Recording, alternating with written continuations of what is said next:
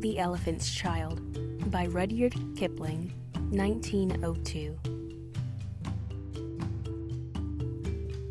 In the high and far-off times, the elephant, O best beloved, had no trunk. He had only a blackish, bulgy nose, as big as a boot, that he could wriggle about from side to side, but he couldn't pick up things with it. But there was one elephant, a new elephant, an elephant's child, who was full of satiable curiosity. And that means he asked ever so many questions. And he lived in Africa, and he filled all Africa with his satiable curiosities. He asked his tall aunt, the ostrich, why her tail feathers grew just so. And his tall aunt, the ostrich, spanked him with her hard claw. He asked his tall uncle, the giraffe, what made his skin spotty. And his tall uncle, the giraffe, spanked him with his hard hoof. And still, he was full of satiable curiosity. He asked his broad aunt, the hippopotamus, why her eyes were red. And his broad aunt, the hippopotamus, spanked him with her broad hoof. And he asked his hairy uncle, the baboon, why melons tasted just so. And his hairy uncle, the baboon, spanked him with his hairy paw. And still, he was full of satiable curiosity. He asked questions about everything that he saw, or heard, or felt, or smelt, or touched. And all his uncles and his aunts spanked him. And still, he was full of satiable curiosity. One fine morning, in the middle of the procession of the equinoxes, this satiable elephant's child asked a new fine question that he had never asked before. He asked, "What does the crocodile have for dinner?" Then everybody said, "Hush!" in a loud and dreadful tone, and they spanked him immediately and directly, without stopping for a long time. By and by, when that was finished, he came upon Golokolo Bird, sitting in the middle of a wait-a-bit thorn bush, and he said, "My father has spanked me, and my mother has spanked me. All my aunts and uncles have spanked me for my satiable curiosity. And still, I want to know what the crocodile has for dinner." Then Golokolo Bird said, with a mournful cry, "Go to the banks of the great gray-green, greasy Limpopo River, all set about with fever trees, and find out."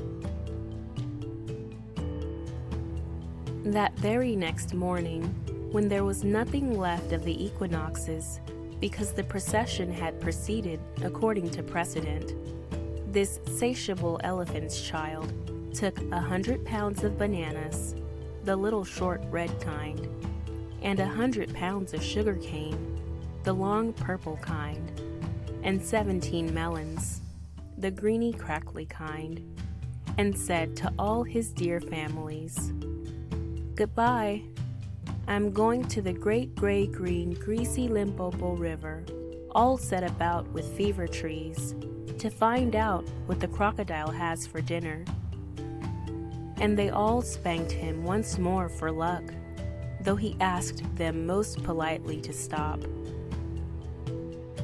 Then he went away, a little warm, but not at all astonished, eating melons and throwing the rind about, because he could not pick it up.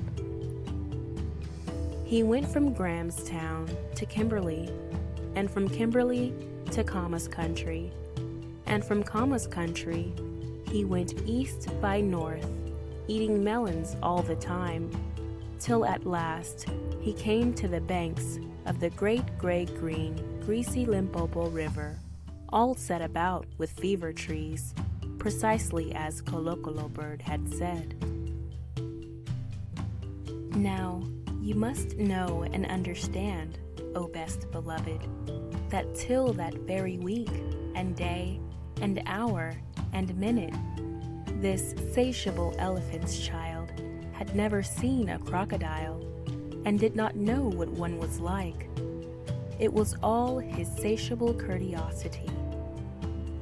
The first thing he found was a bicolored python rock snake curled round a rock. "Excuse me," said the elephant's child most politely, "but have you seen such a thing as a crocodile in these promiscuous parts?" "Have I seen a crocodile?" said the bicolored python rock snake in a voice of dreadful scorn. "What will you ask me next?" "Excuse me," said the elephant's child, "but could you kindly tell me what he has for dinner?" Then the bicolored python rock snake uncoiled himself very quickly from the rock and spanked the elephant's child with his scalesome, flailsome tail. "That is odd," said the elephant's child, "because my father and my mother and my uncle and my aunt, not to mention my other aunt, the hippopotamus, and my other uncle, the baboon, have all spanked me for my satiable curiosity, and I suppose this is the same thing." So he said goodbye very politely to the bicolored python rock snake and helped to coil him up on the rock again, and went on, a little warm but not at all astonished, eating melons and throwing the rind about because he could not pick it up, till he trod on what he thought was a log of wood at the very edge of the great gray-green, greasy Limpopo River, all set about with fever trees. But it really was the crocodile, O best beloved, and the crocodile winked one eye, like this. "Excuse me," said the elephant's child most politely, "but do you happen to have seen a crocodile in these promiscuous parts?" Then the crocodile winked the other eye and lifted half his tail out of the mud, and the elephant's child stepped back most politely because he did not wish to be spanked again. "Come hither, little one," said the crocodile. "Why do you ask such things?" "Excuse me," said the elephant's child most politely, "but my father has spanked me, my mother has spanked me, not to mention my tall aunt the ostrich and my tall uncle the giraffe, who can kick ever so hard, as well as my broad aunt the hippopotamus and my hairy uncle the baboon, and including the bicolored python rock snake with the scalesome, flailsome tail just up the bank, who spanks harder than any of them.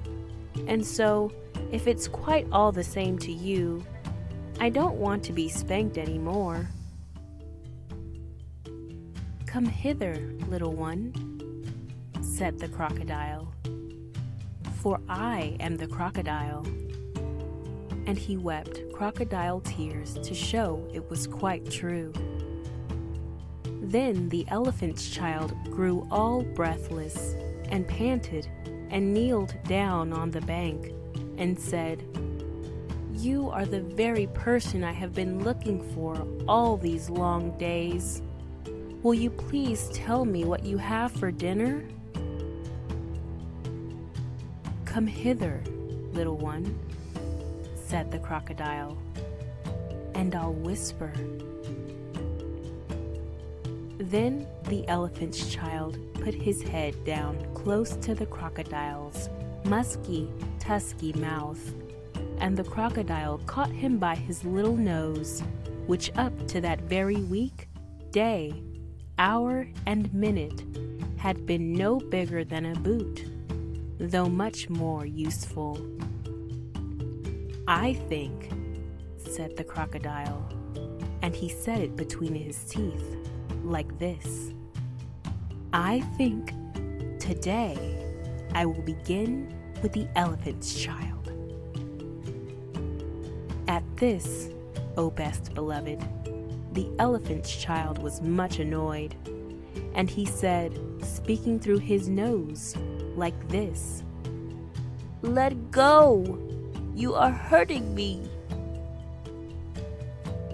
Then the bicolored python rock snake scuffled down from the bank and said, "My young friend, if you do not now, immediately and instantly, pull as hard as ever you can, it is my opinion that your acquaintance in the large pattern leather ulster," and by this he meant the crocodile, "will jerk you into yonder limpid stream before you can say Jack Robinson." This is the way bicolored python rock snakes always talk.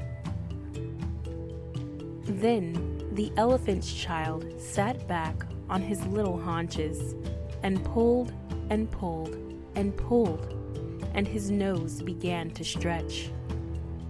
And the crocodile floundered into the water, making it all creamy with great sweeps of his tail, and he pulled and pulled and pulled.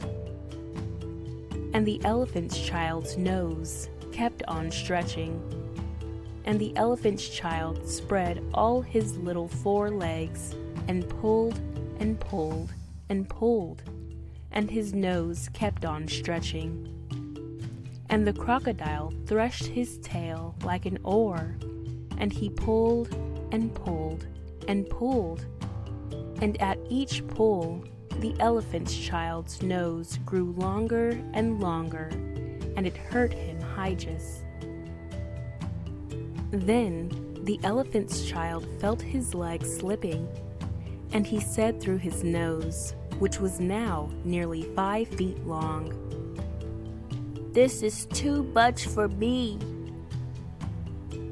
Then the bicolored python rock snake came down from the bank and knotted himself in a double clove hitch round the elephant's child's hind legs, and said, "Rash and inexperienced traveler, we will now seriously devote ourselves to a little high tension, because if we do not, it is my impression that yonder self-propelling man of war with the armor-plated upper deck," and by this, O best beloved, he meant the crocodile, "will permanently vitiate your future career." That is the way all bicolored python rock snakes always talk. So he pulled, and the elephant's child pulled, and the crocodile pulled, but the elephant's child and the bicolored python rock snake pulled hardest, and at last the crocodile let go of the elephant's child's nose with a plop that you could hear all up and down the Limpopo. Then the elephant's child sat down most hard and sudden, but first he was careful to say, "Thank you," to the bicolored python rock snake, and next he was kind to his poor pulled nose, and wrapped it all up in cool banana leaves, and hung it in the great gray-green, greasy Limpopo to cool. "What are you doing that for?" said the bicolored python rock snake. "Excuse me," said the elephant's child, "but my nose is badly out of shape, and I'm waiting for it to shrink." "Then you will have to wait a long time," said the bicolored python rock snake. "Some people do not know what is good for them." The elephant's child sat there for 3 days, waiting for his nose to shrink, but it never grew any shorter. And besides, it made him squint. For, oh best beloved, you will see and understand that the crocodile had pulled it out into a really truly trunk, same as all elephants have today. At the end of the 3rd day, a fly came and stung him on the shoulder, and before he knew what he was doing, he lifted up his trunk and hit that fly dead with the end of it.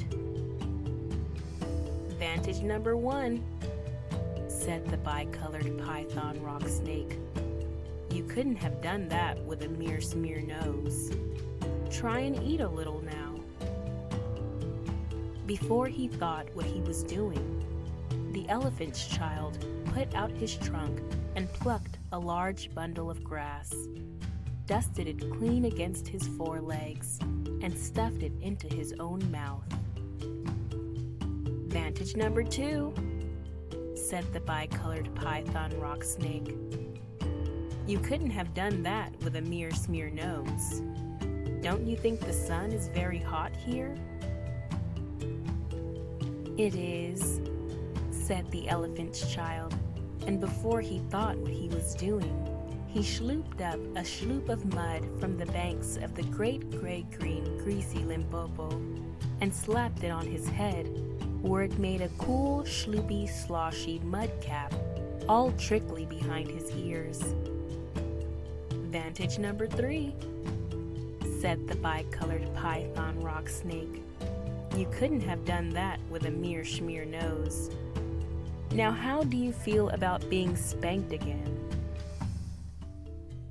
"Excuse me," said the elephant's child, "but I should not like it at all."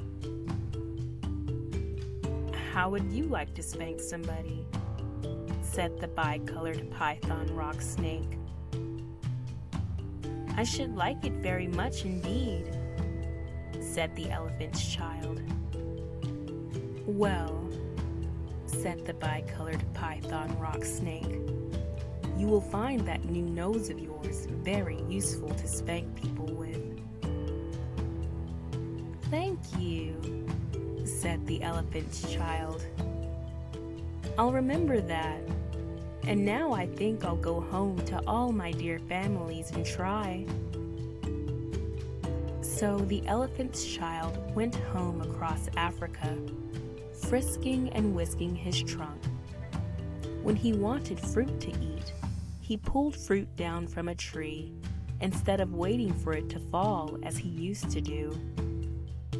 When he wanted grass, he plucked grass up from the ground instead of going on his knees as he used to do. When the flies bit him, he broke off the branch of a tree and used it as fly whisk, and he made himself a new, cool, slushy, squishy mud cap whenever the sun was hot. When he felt lonely walking through Africa, he sang to himself down his trunk, and the noise was louder than several brass bands. He went especially out of his way to find a broad hippopotamus. She was no relation of his, and he spanked her very hard to make sure that the bicolored python rock snake had spoken the truth about his new trunk. The rest of the time, he picked up the melon rinds that he had dropped on his way to the Limpopo, for he was a tidy pachyderm. One dark evening, he came back to all his dear families, and he coiled up his trunk and said, "How do you do?" They were very glad to see him, and immediately said, "Come here and be spanked for your satiable curtiosity." "Pooh," said the elephant's child. "I don't think you peoples know anything about spanking, but I do, and I'll show you." Then he uncurled his trunk and knocked 2 of his dear brothers head over heels. "Oh, bananas," said they. "Where did you learn that trick? And what have you done to your nose?" "I got a new one from the crocodile on the banks of the great gray-green, greasy Limpopo River," said the elephant's child. "I asked him what he had for dinner, and he gave me this to keep." "It looks very ugly," said his hairy uncle the baboon. "It does," said the elephant's child, "but it's very useful." And he picked up his hairy uncle the baboon by one hairy leg and hove him into a hornet's nest. Then that bad elephant's child spanked all his dear families for a long time, till they were very warm and greatly astonished. He pulled out his tall ostrich aunt's tail feathers, and he caught his tall uncle the giraffe by the hind leg and dragged him through a thorn bush. And he shouted at his broad aunt the hippopotamus and blew bubbles into her ear when she was sleeping in the water after meals. But he never let anyone touch Colo Colo Bird. At last, things grew so exciting that his dear families went off one by one in a hurry to the banks of the great gray-green, greasy Limpopo River, all set about with fever trees, to borrow new noses from the crocodile. When they came back, nobody spanked anybody anymore. And ever since that day, O best beloved, all the elephants you will ever see, besides all those that you won't, have trunks precisely like the trunk of the satiable elephant's child.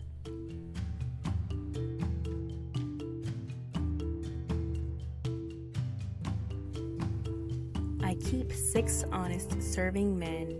They taught me all I knew. Their names are what and where and when and how and why and who. I send them over land and sea. I send them east and west. But after they have worked for me, I give them all a rest. I let them rest from 9 till 5, for I am busy then, as well as breakfast, lunch, and tea, for they are hungry men. But different folk have different views. I know a person small. She keeps 10 million serving men who get no rest at all. She sends them abroad on her own affairs from the second she opens her eyes. 1 million hows, 2 million wares, and 7 million wise.